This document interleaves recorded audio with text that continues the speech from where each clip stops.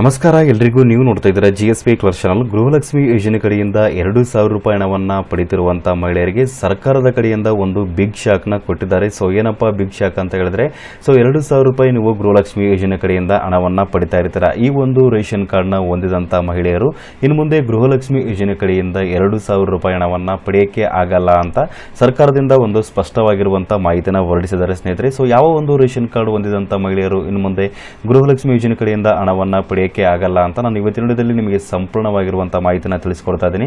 So ಅದಕ್ಕಿಂತ ಮುಂಚೆ ತಮ್ಮಲ್ಲಿ ಒಂದು ಸಣ್ಣ ರಿಕ್ವೆಸ್ಟ್, ತಾವು ಇನ್ನೂವರೆಗೂ ನಮ್ಮ ಒಂದು ಚಾನಲ್ನ ಸಬ್ಸ್ಕ್ರೈಬ್ ಮಾಡಿಲ್ಲ ಅಂತಂದ್ರೆ GSP ಕ್ಲರ್ಕ್ ಚಾನಲ್ ಅನ್ನು ಸಬ್ಸ್ಕ್ರೈಬ್ ಮಾಡಿ ಹಾಗೂ ಪಕ್ಕದಲ್ಲಿರುವಂತಹ ಬೆಲ್ ಐಕಾನ್ ಅನ್ನು ಕ್ಲಿಕ್ ಮಾಡಿ ಹಾಗೂ ಈ ಒಂದು ವಿಡಿಯೋಕ್ಕೆ ತಪ್ಪದೆ ಲೈಕ್ ಮಾಡಿ. GSP ಕ್ಲರ್ಕ್ ಚಾನಲ್ ಅನ್ನು ಸಬ್ಸ್ಕ್ರೈಬ್ ಮಾಡೋದ್ರಿಂದ ಸಾರ್ವಜನಿಕರಿಗೆ ಉಪಯುಕ್ತ ಆಗುವಂತಹ ಮಾಹಿತಿಗಳು ಜೊತೆಗೆ ಸರ್ಕಾರದ ಕಡೆಯಿಂದ ಸಿಗುವಂತಹ ಎಲ್ಲ ಒಂದು ಯೋಜನೆಗಳ ಮಾಹಿತಿಗಳ ನಮ್ಮ ಒಂದು ಚಾನಲ್ ಇಂದ ನೀವು ಪಡೆದುಕೊಳ್ಳಬಹುದಾಗಿರುತ್ತೆ.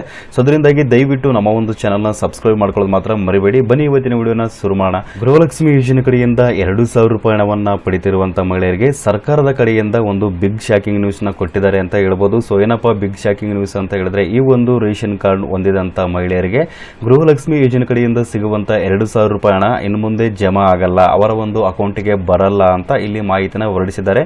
ಸೊ ಹಾಗಾದ್ರೆ ಯಾವ ಒಂದು ರೇಷನ್ ಕಾರ್ಡ್ ಹೊಂದಿದಂತ ಮಹಿಳೆಯರಿಗೆ ಗೃಹಲಕ್ಷ್ಮಿ ಯೋಜನೆಯ ಹಣವನ್ನ ಪಡೆಯಕ್ಕೆ ಆಗಲ್ಲ ಅಂತ ಹೇಳಿದ್ರೆ, ಸೊ ನಿಮ್ಮ ಹತ್ರ BPL ರೇಷನ್ ಕಾರ್ಡ್ ಇರಬಹುದು ಅಥವಾ APL ರೇಷನ್ ಕಾರ್ಡ್ ಇರಬಹುದು ಅಥವಾ ಅಂತ್ಯೋದಯ ರೇಷನ್ ಕಾರ್ಡ್ ಇರಬಹುದು. ಒಂದೇ ಕುಟುಂಬದವರಾಗಿದ್ದು ಒಂದೇ ಮನೆಯಲ್ಲಿದ್ದು ಅಥವಾ ಒಂದೇ ಅಡ್ರೆಸ್ ನಲ್ಲಿದ್ದಂತ ಮಹಿಳೆಯರು ಸಪರೇಟ್ ಆಗಿ 2, 3 ಅಥವಾ 4 ರೇಷನ್ ಕಾರ್ಡ್ಗಳನ್ನ ಹೊಂದಿದ್ರೆ ಸೊ ಅಂತ ಮಹಿಳೆಯರ ಒಂದು ಬ್ಯಾಂಕ್ ಅಕೌಂಟ್ಗೆ ಗೃಹಲಕ್ಷ್ಮಿ ಯೋಜನೆಯ 2,000 ರೂಪಾಯಿ ಹಣವನ್ನ ಜಮಾ ಮಾಡಲ್ಲ ಅಂತ ಹೇಳಿದ್ದಾರೆ. ಸೊ ಅಂದ್ರೆ ಒಂದೇ ಕುಟುಂಬದಲ್ಲಿ ಇದ್ದಂತ ಮಹಿಳೆಯರು 2, 3 ರೇಷನ್ ಕಾರ್ಡ್ಗಳನ್ನ ಹೊಂದಿದ್ರೆ ಸೊ ಅಂತ ಒಂದು ಮಹಿಳೆಯರ ರೇಷನ್ ಕಾರ್ಡ್ಗೆ ಗೃಹಲಕ್ಷ್ಮಿ ಯೋಜನೆಯ ಹಣ ಬರಲ್ಲ. ಸೊ ಯಾಕೆ ಅಂತ ಹೇಳಿದ್ರೆ, ಒಂದೇ ಕುಟುಂಬದವರಾಗಿರ್ತೀರಾ, ಸೊ ಒಂದೇ ಕುಟುಂಬದಲ್ಲಿ ಇರ್ತೀರಾ ಅಥವಾ ಒಂದೇ ಅಡ್ರೆಸ್ ನಲ್ಲಿ ಇರ್ತೀರಾ. ಸೊ ಆ ಒಂದು ಮಹಿಳೆಯರು ಸಪರೇಟ್ ಆಗಿ ತಮ್ಮ ಒಂದು ರೇಷನ್ ಕಾರ್ಡ್ ನ ಮಾಡಿಸ್ಕೊಂಡಿದ್ರೆ ಸೊ ಅಂತ ಒಂದು ಮಹಿಳೆಯರ ಒಂದು ಬ್ಯಾಂಕ್ ಅಕೌಂಟ್ಗೆ ಗೃಹಲಕ್ಷ್ಮಿ ಯೋಜನೆ ಕಡೆಯಿಂದ ಹಣವನ್ನ ಜಮಾ ಮಾಡಲ್ಲ ಅಂತ ಹೇಳಿದ್ದಾರೆ. ಸೊ ನೀವು ಏನಾದರೂ ಒಂದೇ ಕುಟುಂಬದಲ್ಲಿದ್ದು ಅಥವಾ ಒಂದೇ ಅಡ್ರೆಸ್ ನಲ್ಲಿದ್ದು ಏನಾದರೂ ರೇಷನ್ ಕಾರ್ಡ್ ನ ಸಪರೇಟ್ ಆಗಿ ಮಾಡಿಸ್ಕೊಂಡಿದ್ರೆ ಸೊ ನೀವು ಹಣವನ್ನ ಪಡೆಯಕ್ಕೆ ಆಗಲ್ಲ. ಹಾಗಾದ್ರೆ ನಾವು ಒಂದೇ ಕುಟುಂಬದವರಾಗಿದ್ದೀವಿ ಬಟ್ ಬೇರೆ ಬೇರೆ ಒಂದು ಮನೆಯಲ್ಲಿದ್ದೀವಿ ಅಥವಾ ಬೇರೆ ಬೇರೆ ಒಂದು ಅಡ್ರೆಸ್ ಅಲ್ಲಿದ್ದೀವಿ ಅಂತವರು ಈ ಒಂದು ಗೃಹಲಕ್ಷ್ಮಿ ಯೋಜನೆ ಕಡೆಯಿಂದ ಹಣವನ್ನ ಪಡಿಬಹುದಾ ಅಂತ ಕೇಳಿದ್ರೆ, ನೀವು ಖಂಡಿತವಾಗಿ ಹಣವನ್ನ ಪಡಿಬಹುದಾಗಿರುತ್ತೆ. ಯಾಕೆ ಅಂತ ಹೇಳಿದ್ರೆ, ನೀವು ಒಂದೇ ಕುಟುಂಬದವರಾಗಿರ್ತೀರ ಆದ್ರೆ ಬೇರೆ ಬೇರೆ ಮನೆಯಲ್ಲಿ ಅಥವಾ ಬೇರೆ ಬೇರೆ ಅಡ್ರೆಸ್ ಅಲ್ಲಿದ್ರೆ ಸೊ ನಿಮಗೆ ಗೃಹಲಕ್ಷ್ಮಿ ಯೋಜನೆ ಕಡೆಯಿಂದ ಹಣ ಬರುತ್ತೆ ಅಂತ ನೀವು ಇಲ್ಲಿ ಮಾಹಿತಿನ ತಿಳಿದುಕೊಳ್ಳಬಹುದು.